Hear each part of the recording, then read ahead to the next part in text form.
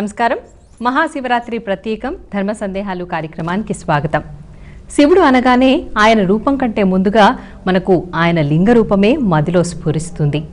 మహాశివుడికి సంబంధించిన ఏ ఆలయానికి వెళ్ళినా మనకు శివుడు లింగ రూపంలోనే సాక్షాత్కరిస్తాడు.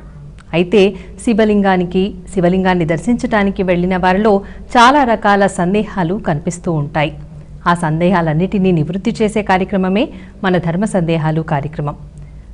శివాలయానికి వెళ్ళిన వారు ఎన్ని ప్రదక్షిణాలు చేయాలి, శివాలయానికి వెళ్ళినప్పుడు ఇచ్చిన ప్రసాదాన్ని ఇంటికి తీసుకురావచ్చా, ఇలాంటి సందేహాలు కలుగుతున్నప్పుడు వారు ఆ సందేహాలన్నిటినీ ధర్మ సందేహాలు కార్యక్రమానికి తమ ఉత్తరాల ద్వారా, ఈమెయిల్స్ ద్వారా రాసి పంపించారు. మరి వాటన్నిటికీ సమాధానాలు ఇచ్చేందుకు మనతో ఉన్నారు శ్రీ శృంగేరి జగద్గురు మహాసంస్థాన్కి సంబంధించి శ్రీ అష్టోత్తర శతనామ జ్ఞాన యజ్ఞమునకు తెలంగాణ, ఆంధ్రప్రదేశ్ రాష్ట్రాలకు సంబంధించి రాజ్య సంచాలకులుగా వ్యవహరిస్తున్న శ్రీనివాస బంగారయ్య శర్మ గారు. వారిని అడిగి సమాధానాల్ని తెలుసుకుందాం. నమస్కారం అండి. నమస్కారం అమ్మ. గురుగారు, మొదటి ఉత్తరం చూద్దామండి. ఈ ఉత్తరాన్ని రవి గారు విజయవాడ నుంచి రాస్తున్నారు. శివాలయ దర్శనానికి వెళ్ళినప్పుడు పాటించాల్సిన నియమాలు ఏమిటి తెలియచేయండి అని అడుగుతున్నారండి. శివాలయ దర్శనము అసలు ఎన్నో జన్మల సుకృతం ఉంటే తప్ప చేసుకోలేనటువంటిది, సాధ్యమయ్యేది కూడా కాదు. ఆయన సంపూర్ణ అనుగ్రహం ఉంటే తప్ప శివాలయంలోకి ఎవరు ప్రవేశించలేరు. ప్రప్రథమంగా మనం శివాలయంలోకి వెళ్లే ముందు ఆ రాజగోపురం దగ్గరే ఆహా శివస్పర్శ నాకు లభిస్తుంది అనే సంతృప్తితోటి నమస్కారం చేసుకోవాలి. చక్కగా కాళ్ళు కడుక్కొని కొన్ని శివాలయాల్లో ధూళి దర్శనం కింద చేసుకుంటారు. అంటే ఏ మట్టితోటైతే వచ్చాడో అలాగే వెళ్ళిపోయి స్వామి దగ్గర దర్శనం చేసుకోవడానికి వెళ్తారు. కొన్ని క్షేత్రాల్లో చక్కగా బయట కాళ్ళు కడుక్కొని, అంటే ఆచారం ఉన్నటువంటిది. ఇప్పుడు శ్రీశైలం లాంటి క్షేత్రానికి వెళ్ళేటప్పుడు కాళ్ళు కడుక్కోకుండా ప్రత్యక్షంగా వెళ్ళిపోవాలి. అలా చక్కగా వెళ్తూ నమస్కారం చేసుకుంటూ మనం చూస్తే ఎందుకయ్యా ఈ మహత్తు ధూళి దర్శనం అంటే, మనం శ్రీశైలంలోకి అడుగుపెట్టినప్పుడు ఎంతోమంది రాజులు, మహానుభావులు, చక్రవర్తులైనటువంటి శివభక్తులు వాళ్ళ బొమ్మలు సాష్టాంగం చేసినట్టుగా వేస్తారు. ఎందుకు వేశారు అంటే, శివభక్తుల యొక్క పాద ధూళి మా మీద తాకితే చాలు, ఆ ధూళి తాకినంత మాత్రాన మేము ధన్యులమవుతామని ఆ గుర్తుగా అంతటి చక్రవర్తులు వేసుకుంటారు. కాబట్టి ఆ పాద ధూళి, భక్తుల యొక్క పాద ధూళి తాకితే చాలు మేము పరమేశ్వరుడి యొక్క అనుగ్రహం పొందినట్టే. అంతటి మహత్తరమైంది. అలా దర్శనం చేసుకోవడానికి లోపలికి వెళ్తూ ఎప్పుడూ ప్రత్యక్షంగా శివాలయానికి అలా వెళ్ళిపోకూడదు. ప్రప్రథమంగా గణపతి దగ్గరికి వెళ్ళాలి. గణపతి దగ్గర చక్కగా మనము చెప్పుకొని గుంజీళ్లు తీసుకొని ఆయన దగ్గర నమస్కారం చేసుకొని అక్కడి నుంచి తిరిగి ఎప్పుడూ పరమేశ్వరుణ్ణి ప్రత్యక్షంగా దర్శనం చేయకూడదు. వెంటనే ఒక నందీశ్వరుడి యొక్క కొమ్ముల దగ్గర చేయబెట్టి వృషణ భాగంలో పెట్టి తొంగి చూస్తూ అక్కడ ఓం నమ శివాయ అని పెద్దగా అరిచి ఆ తర్వాత శివదర్శనం చేసుకొని, శివుడి దగ్గర దర్శనం చేసేటప్పుడు కూడా ప్రదక్షిణానికి ఒక ప్రత్యేకమైనటువంటి విధానం ఉంది. ఆ విధానంలో ప్రదక్షిణం చేసుకుంటూ దాంట్లోంచి బయటికి వచ్చి చివర్లో మళ్ళీ బయటికి రాగానే అమ్మవారి దర్శనం అన్నీ అయిపోయాక చండీశ్వర దర్శనానికి వెళ్ళి, చండీశ్వరుడు చెవిటివాడు, ఆయన దగ్గరికి వెళ్ళి ఆయన దగ్గర చప్పుడు చేసి నమస్కారం చేసుకొని చాలా శ్రద్ధగా ఒక్కసారి కూర్చొని ఆ శివలింగ ధ్యానం చేసుకొని అభిషేకాది పూజలు అర్చనలు అన్నీ పూర్తి చేసుకొని కానీ భక్తుడు బయటికి వెళ్ళకూడదు. హడావుడిగా శివలింగం దగ్గరికి వెళ్ళినటువంటి వాడికి ఎలాంటి ఫలితము ఉండదు. కాబట్టి శివక్షేత్రానికి వెళ్ళాలనుకునే వాడికి మొట్టమొదటిది పరిపూర్ణమైనటువంటి శివుడి మీద భక్తి ఉండాలి. ఆ భక్తితో పాటు విధిగా మనకి పెద్దలు చెప్పినటువంటి ఈ పనులన్నిటినీ ఆచరించుకుంటూ బయటికి రావాల్సిన అవసరం ఉంటుందమ్మా. గురుగారు, మరో ఉత్తరం చూద్దామండి. ఈ ఉత్తరాన్ని గుంటూరు నుంచి దుర్గ గారు రాస్తున్నారు. శివాలయంలో ఎన్ని ప్రదక్షిణలు చేయాలి తెలియచేయండి అని అడుగుతున్నారు. శివాలయంలో ఇన్ని ప్రదక్షిణాలు చేయాలి అనేటటువంటి సంఖ్య లెక్క ఏమీ లేదు. మన మొక్కుని బట్టి మనం భగవంతుడి యొక్క పరిపూర్ణమైన భగవంతుడి యొక్క పాద పద్మాల మీద చిత్తాన్ని, ఆ శివలింగం మీద చిత్తాన్ని ఎప్పటిదాకా పెట్టగలమో అప్పటిదాకా ప్రదక్షిణం చేస్తూనే ఉండాలి.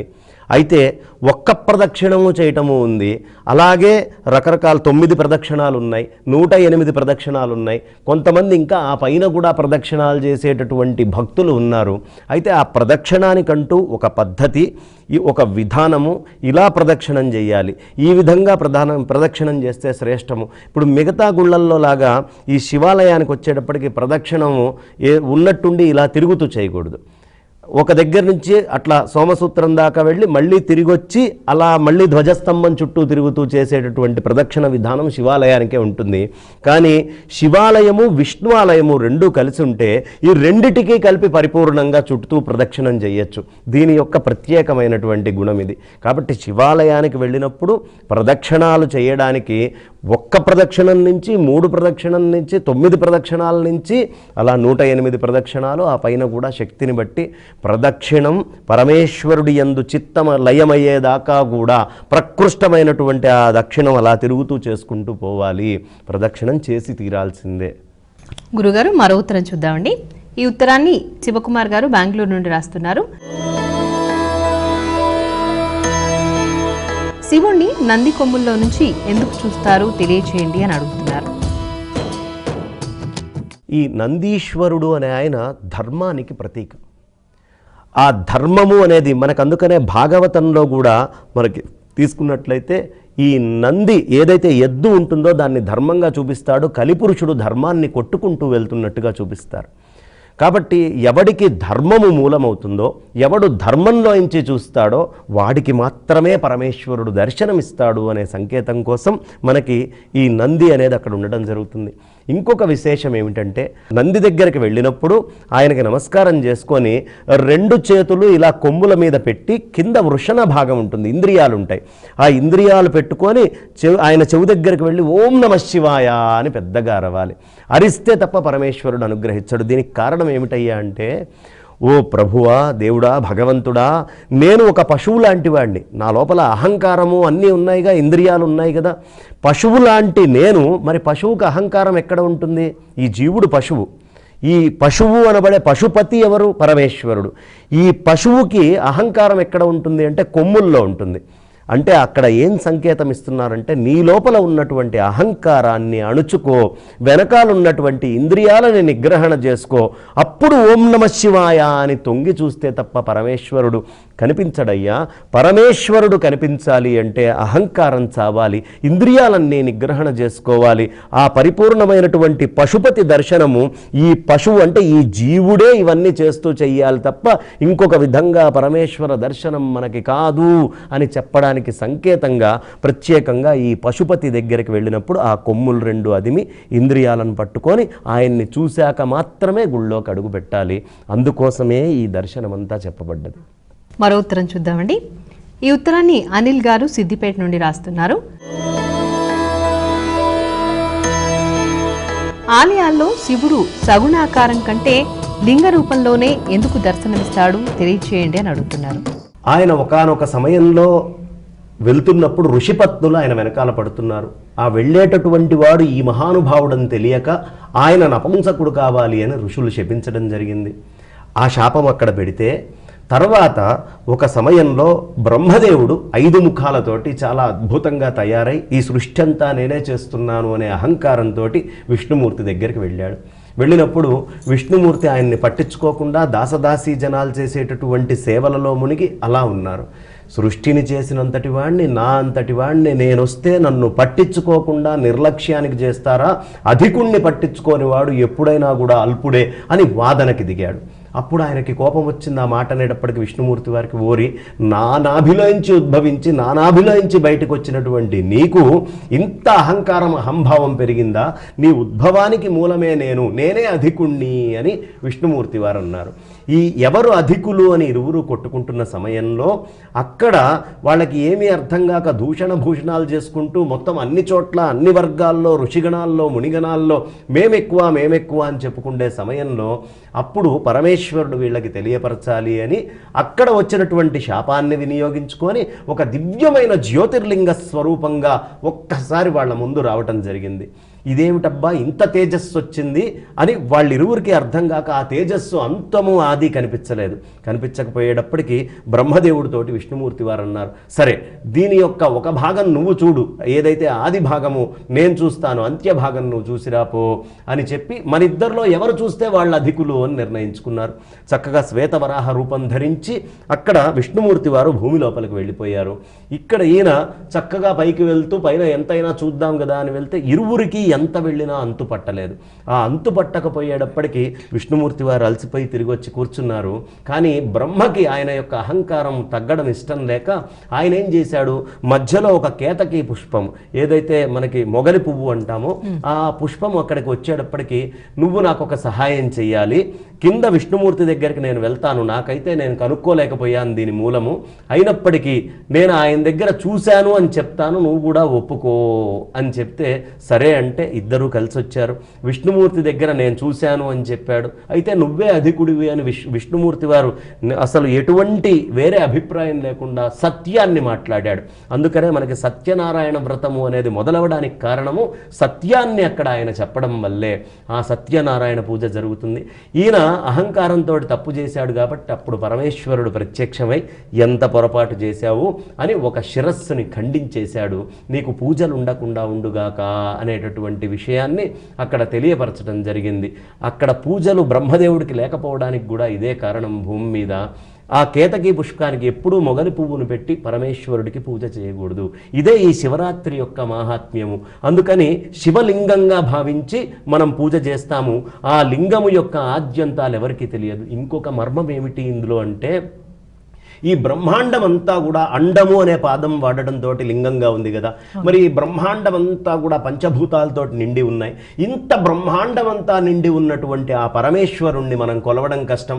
దానికి రూపమా, ముక్క, చెవుల, కాళ్ళ ఏముంటాయి? బ్రహ్మాండానికి ఏమీ లేవు కదా. అంతటా వ్యాపించి పరమాత్మ తప్ప ఇంకొకటి లేదు కదా, ఆ పరమేశ్వరుడు కానివాడు లేడు కదా.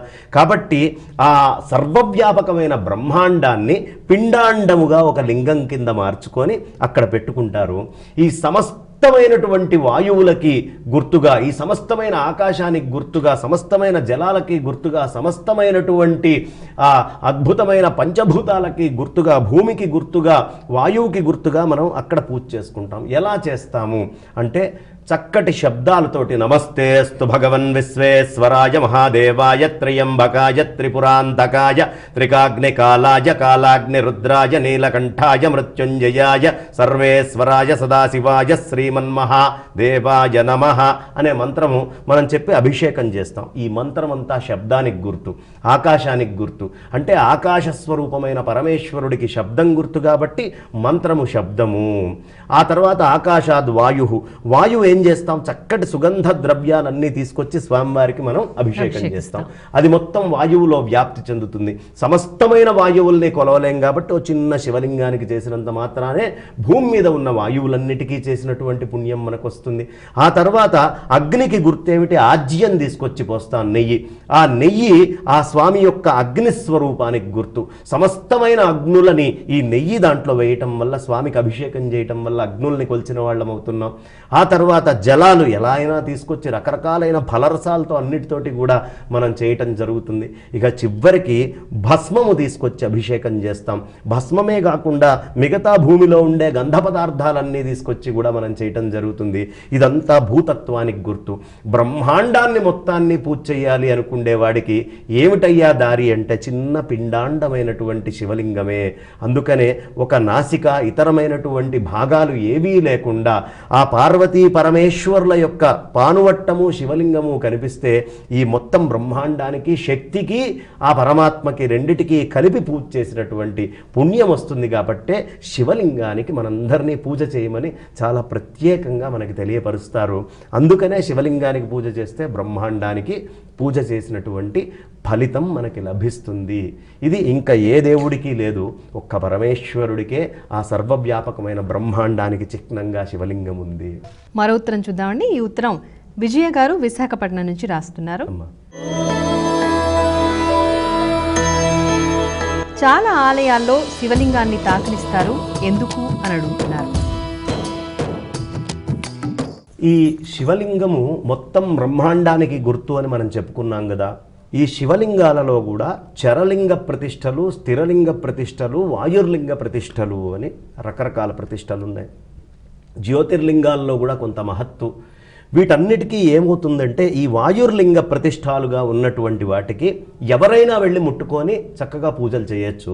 కానీ కింద ఒక యంత్రం వేసి చాలా విశేషమైనటువంటి అనుష్ఠానాదులతోటి కనుక చేస్తే ఆ యంత్ర బలము లోపల నుంచి వచ్చి ఆ గర్భగుడి లోపల జరిగేటటువంటి అభిషేకం ద్వారా పూర్ణ బలం, మంత్రాలు ఇందాక చెప్పుకున్న పంచభూతాలు చెప్పుకున్నాం కదా, మంత్రము నుంచి పరిపూర్ణంగా అన్నీ ఓ దగ్గర జరిగిన తర్వాత ఒకటే ఒక్క ద్వారం ఉంటుంది కాబట్టి ఆ క్షేత్రానికి అందులోంచి శక్తి బయటికి వస్తుంది.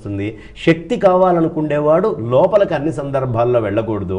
వాళ్ళు కరెక్ట్గా ఆ గుమ్మం దగ్గర నిల్చొని ఉంటే క్షేత్రములో ఉన్నటువంటి శక్తి పరిపూర్ణంగా ఆ ద్వారము ఏదైతే రాజగోపురం ఉంటుందో అక్కడి దాకా కూడా ప్రసరిస్తుంది అని మనకి పెద్దలు చెప్తారు. కాబట్టి వాయుర్లింగాలైతే ఎవరైనా వెళ్ళి పూజ చేసుకోవచ్చు, అభిషేకాలు చేసుకోవచ్చు. లేదు బాణాల లాంటివి, నర్మద బాణాల లాంటివి కనుక ఉంటే చేసుకోవచ్చు. కానీ ఒక స్థిరలింగ ప్రతిష్టగా చేసి ఒక అనుష్ఠానంతో ఇంత లెక్కన చేసినటువంటి క్షేత్రాలు ఏవైతే ఉంటాయో దాంట్లోకి కేవలము ఎవరైతే చక్కగా చదువుకొని పరమేశ్వరుడి యొక్క పరిపూర్ణమైనటువంటి తత్వమే తన జీవితము అనుకుంటాడో, అలా పూజ చేస్తాడో, అతని ద్వారా చేయించుకొని మన గోత్రనామాలు చెప్పించుకుంటే మనం వెళ్ళి ముట్టుకొని చేస్తే ఎంత ఫలితం వస్తుందో అంత ఫలితం వస్తుంది. కానీ శ్రీశైలము, కాశీ ఇలాంటి దివ్యమైనటువంటి క్షేత్రాల్లో మాత్రము కొన్ని చోట్ల ముట్టుకొనిస్తారు. ఎందుకంటే అవి స్వయం జ్యోతి స్వరూపాలు, స్వయముగా ఆయన ఉద్భవించారు కాబట్టి అక్కడ స్త్రీలింగము ఏ భేదము లేకుండా చక్కగా అద్భుతంగా ఎవరైనా వెళ్ళి ఆ జ్యోతి స్వరూపమైనటువంటి లింగాలకి పూజ చేసుకోవచ్చు. కాబట్టి ఈ నియమము అనేది ప్రతిష్ట ద్వారా నియమింపబడ్డటువంటిది. గురుగారు, మరో ఉత్తరం చూద్దామండి. ఈ ఉత్తరాన్ని సుధా గారు హన్మకొండ నుంచి రాస్తున్నారు. శివునికి ప్రదక్షిణం ఎలా చేయాలి, దాని వలన ఎటువంటి ఫలితాలు కలుగుతాయి తెలియచేయండి అని అడుగుతున్నారండి. శివ ప్రదక్షిణము మిగతా ప్రదక్షిణాల్లాగా కాదు.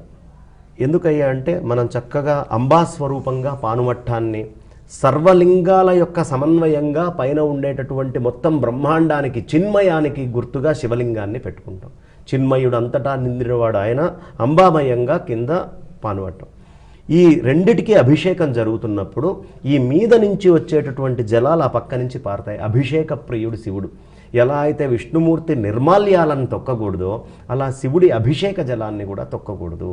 కాబట్టి ఆ అభిషేక జలం వెళ్ళేటటువంటి ప్రదేశం ఉన్నప్పుడు మనం ఏం చేయాలి అంటే ఈ ధ్వజస్తంభానికి ఇటుగా వచ్చి అలా ఒక్కసారి ప్రదక్షిణంగా వెళ్ళి ఆ పానువట్టం దగ్గర మనం ఆగిపోయి మళ్ళీ తిరిగి ఒక్కసారి ఇలా వచ్చి మళ్ళీ ఈ చివర కొస దగ్గర ఆగి అభిషేక జలాలకి మళ్ళీ ఒక్క ప్రదక్షిణం చేసుకొని రావడాన్ని ఒక ప్రదక్షిణంగా చెప్తారు. ధ్వజస్తంభం చుట్టూ తిరిగి రావడాన్ని ఇలా ప్రదక్షిణం చేయాలి. ఇలా ఒక్క ప్రదక్షిణం చేస్తేనే చాలా ఫలితం, సామాన్యమైన ఫలితం కాదు.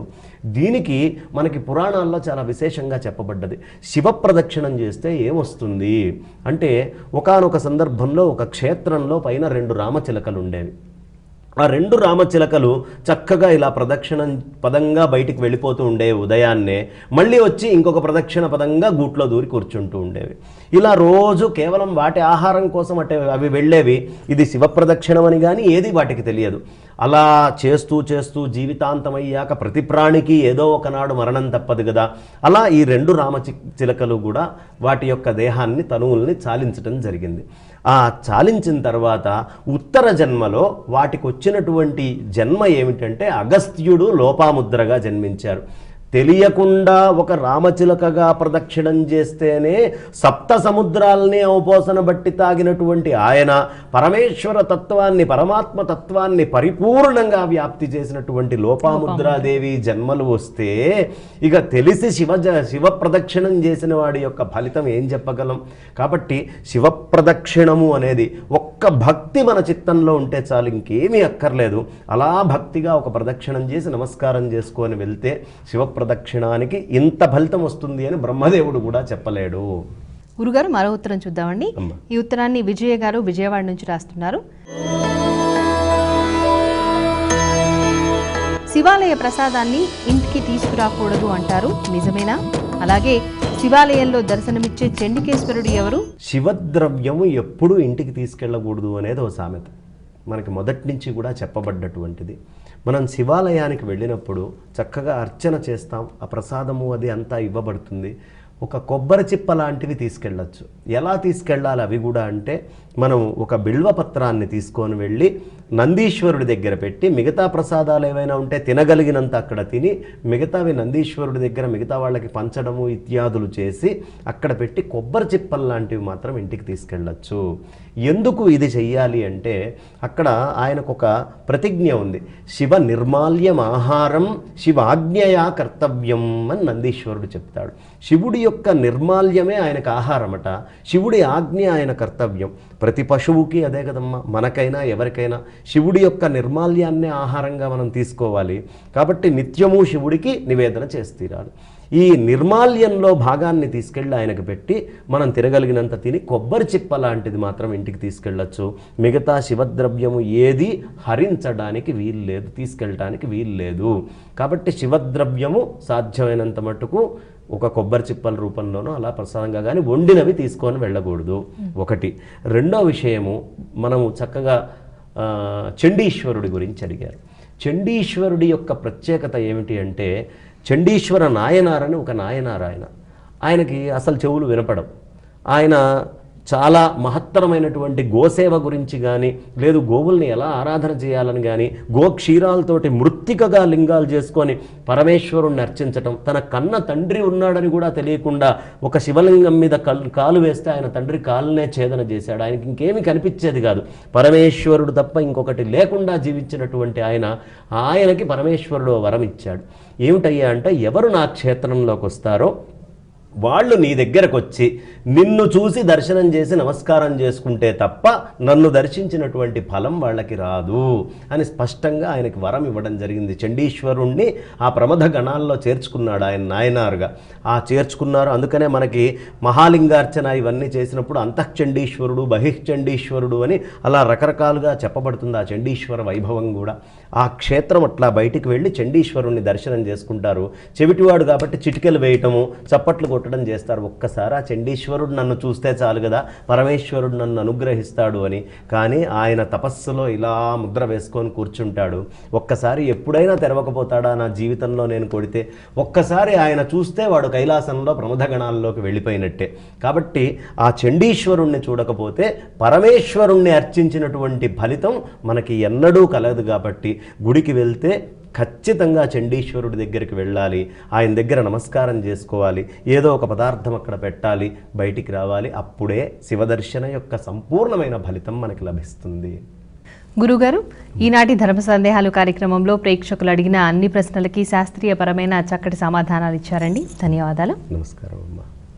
చూశారు కదండి, మహాశివరాత్రి ప్రత్యేకం ధర్మ సందేహాలు కార్యక్రమంలో ప్రేక్షకులు అడిగిన అన్ని ప్రశ్నలకి సమాధానాల్ని విన్నారు కదా.